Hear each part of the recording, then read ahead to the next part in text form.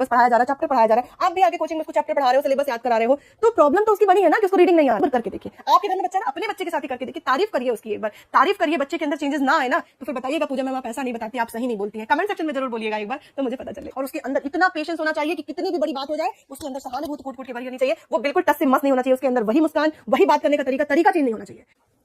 Hello everyone, welcome back to our channel. मैं हूं पूजा, तो स्वागत करती हूं आपका अपने चैनल पे।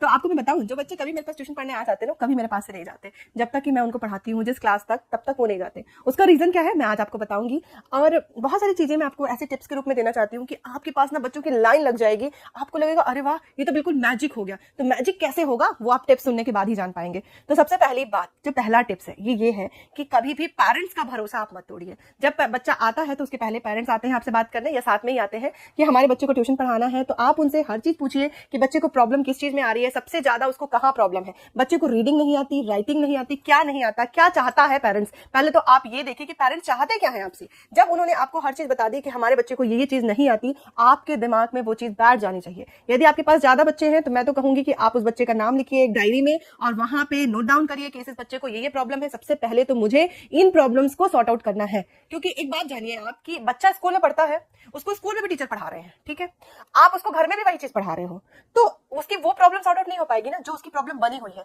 यदि बच्चा क्लास 5th में है और स्कूल में उसको सिलेबस पे सिलेबस पढ़ाया जा रहा है, चैप्टर पढ़ाया जा रहा है, आप भी आगे कोचिंग में उसको चैप्टर पढ़ा रहे हो, सिलेबस याद करा रहे हो, तो प्रॉब्लम तो उसकी बनी है ना कि उसको रीडिंग नहीं आ रही थी, वही सीखने के लिए तो आपके पास आया है ना। तो वो जो रीडिंग नहीं आ रही थी, आपके उसके पेरेंट्स ने आपको बताया था, आपको उसी समय उस चीज को गांठ बांध लेनी चाहिए थी कि सबसे पहले मुझे इस बच्चे को रीडिंग सिखानी है, क्योंकि यदि वो रीडिंग सीख गया ना तो आगे उसको प्रॉब्लम नहीं आएगी। ठीक है, आप थोड़े क्वेश्चन कम याद करवाइए लेकिन उसको रीडिंग सिखाइए। तो उसके लिए आपको काम करना है, उसकी राइटिंग अच्छी नहीं है उसके लिए उसको काम करना है। तो आपको हर एक बच्चे के बारे में पता होना चाहिए कि उसके साथ प्रॉब्लम कहां आ रही है, पहली टिप ये है।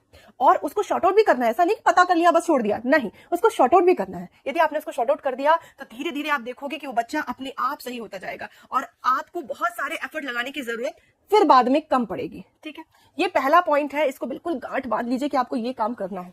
फिर आप देखेंगे कि उस बंदे कह रही हूँ, उस बच्चे के ऊपर जो भी आपने ये सब कुछ किया है उससे जो रिएक्शन होगा, रिएक्शन ये होगा, पेरेंट्स हैप्पी आफ्टर 1 मंथ। जब वो देखेंगे कि बच्चे के अंदर इतने चेंजेस, तो वो अपने दोस्तों को, अपने पड़ोसियों को भी बताएंगे अरे मेरे बच्चे ने ये सीख गया उन मैडम के पास से। फिर क्या होगा, वो एक बच्चा आ रहा था ना, आपके पास 2-4 बच्चे और आ जाएंगे।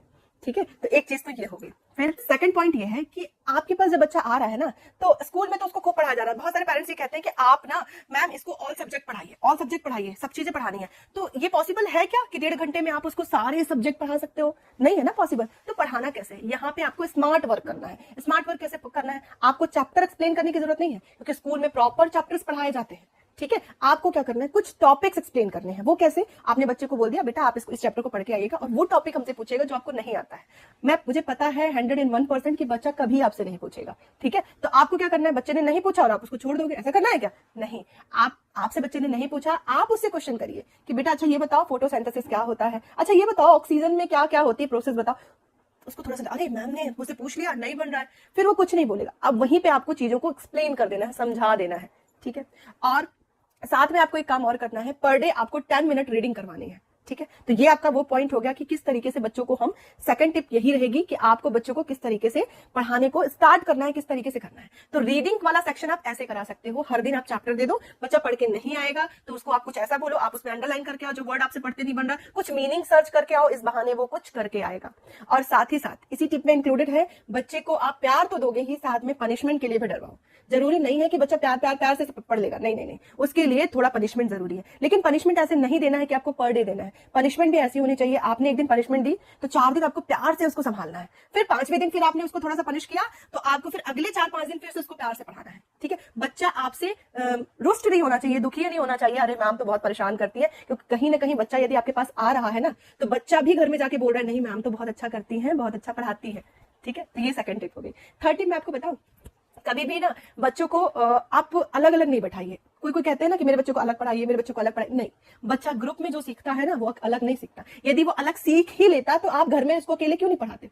आप तो अकेले रहते हो ना, बच्चा भी आपका अकेला रहता, क्यों नहीं पढ़ा लेते आप उसको अकेले? ग्रुप में जो बच्चे जो सीखते हैं ना, वो कभी भी अकेले नहीं सीखते। ये बहुत मेन चीज है। आप हमेशा ग्रुप में क्लास वाइज बच्चों को पढ़ाने की कोशिश करिए। आपके पास उतने बच्चे नहीं है क्लास वाइज, तो 2 क्लास 3 क्लास के बच्चों को आप एक साथ पढ़ाइए और उनके अंदर कंपटीशन की भावना आपको जागृत करनी है। वो कैसे? अरे तुमको मैंने 5 क्वेश्चन दिए थे, तुमको भी दिए थे, चलो सुनाओ जरा। नहीं सुना? अरे देखो ये तो पर डे याद करके आता है, यदि ये पर डे याद करेगा तो क्लास में टॉप करेगा। तुम पर डे याद नहीं करोगे तो क्लास में तुम टॉप नहीं करोगे। ये चीजें आपको धीरे धीरे उसके मन में भरनी है। तो वो कैसे भर पाओगे? एक दिन में नहीं होगा, वो आपको रोज करना है। पर डे उसको होमवर्क में जरूर, आपको पर डे होमवर्क में यानी 2 क्वेश्चन, यदि नहीं दे करता बच्चा तो आप 5 क्वेश्चन से स्टार्ट करिए। बच्चा 5 नहीं करता तो 2 क्वेश्चन पर लर्निंग पर डे करनी है। और आपको 10 मिनट पर डे इसमें देना है कि आपको 10 मिनट्स पूछना ही पूछना है। सारे सब्जेक्ट के आप डेज डिवाइड कर दो, या तो आप कुछ ऐसा बना दो कि पर डे उसको 2 क्वेश्चन, हर एक सब्जेक्ट के अलग अलग, ऐसे नहीं कि हिंदी का भी याद कर, किसी एक सब्जेक्ट के 2 क्वेश्चन याद करके एट लीस्ट।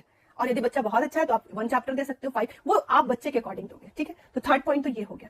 4th पॉइंट मैं आपको बताऊं कि कभी भी बच्चों को ये रियलाइज मत होने दीजिए कि आपने जो उसको पढ़ाया है ना, वो नहीं करके आ रहा है तो वो बहुत ज्यादा कमजोर हो चुका है। नहीं, आप करोगे, आप बेस्ट बनोगे। अभी भी आप बेस्ट हो। बच्चों को हमेशा उनकी तारीफ करिए। बच्चों की तारीफ ही ऐसी चीजें हैं जो बच्चों को बदल सकती है। मैं आपको बताऊं, मैंने ऐसे ऐसे बच्चों को बदला है ना कि मतलब वो चीजें मैं ही बता सकती हूँ आपको। ऐसे वीक बच्चे ना आज बहुत अच्छे से रीडिंग करते हैं, लर्निंग करते हैं, जो कभी नहीं पढ़ते थे, जिनके पेरेंट्स हमेशा उनको बस पिटाई पिटाई पिटाई के उसमें रहते थे कि नहीं आप इसको मार दीजिए, पढ़ता नहीं है, आप इसको इतना मारिए, इतना डराइए, इतना ये करिए, इतना वो करिए।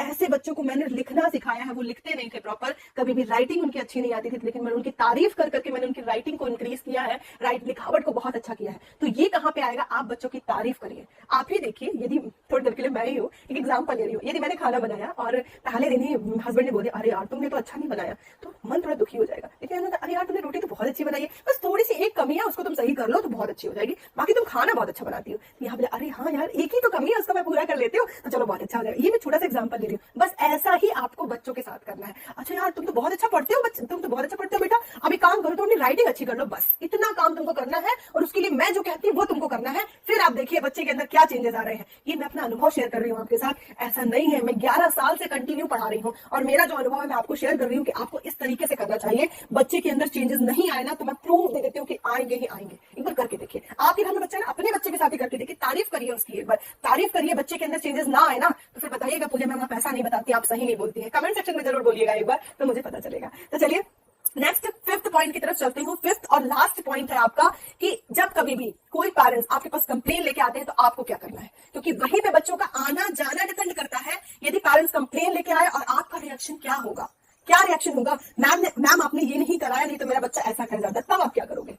होता है ना कभी कभी ऐसा, पेरेंट्स कंप्लेन लेके जाते हैं। ठीक है, मैं ये कहती हूँ कि आपकी कोई गलती नहीं थी, क्योंकि आप पूरा 100% लगा रहे हो। कोचिंग आप पढ़ा रहे हो तो कोचिंग में बैठना नहीं है, सोना नहीं है। ठीक है, कोचिंग पढ़ा रहे हो मतलब आप पूरा एफर्ट लगा रहे हो, आप बहुत मेहनत कर रहे हो। वो जो आप पैसे कमा रहे हो ना, वो बिल्कुल मेहनत के, जिसको कह सकते हैं ना बिल्कुल खून पसीने की मेहनत के हैं वो पैसे। और वहीं पे यदि कोई पेरेंट्स आपके पास कंप्लेन लेके आ गए तो आप क्या करोगे? आप उस पर भड़क जाओगे? वो बोल रहा है तो आप उसको चिल्लाने लगोगे? नहीं, आप पोलाइटली उसकी बात को समझिए, सुनिए। सबसे पहले बात तो आप सुनिए क्या प्रॉब्लम आ रही है, और आपके अंदर कभी भी रिएक्शन नहीं होना चाहिए। यदि आपके अंदर रिएक्शन हुआ इसका मतलब आप टीचर ही नहीं हो। सबसे पहली बात तो बच्चों को पढ़ाने बैठे हो ना, तो आपके अंदर किसी भी प्रकार की प्रतिक्रिया नहीं होनी चाहिए, क्योंकि बच्चे बहुत सारी ऐसी क्रियाएं करते हैं जिसकी प्रतिक्रिया यदि आपने कर दी ना तो आप टीचर नहीं हो। टीचर का मतलब ये होता है पेशेंस से भरा होगा, और उसके अंदर इतना पेशेंस होना चाहिए कि कितनी भी बड़ी बात हो रहा है उसके अंदर सहानुभूति कूट कूट के बड़ी होनी चाहिए। वो बिल्कुल टस से मस नहीं होना चाहिए, उसके अंदर वही मुस्कान, वही बात करने का तरीका।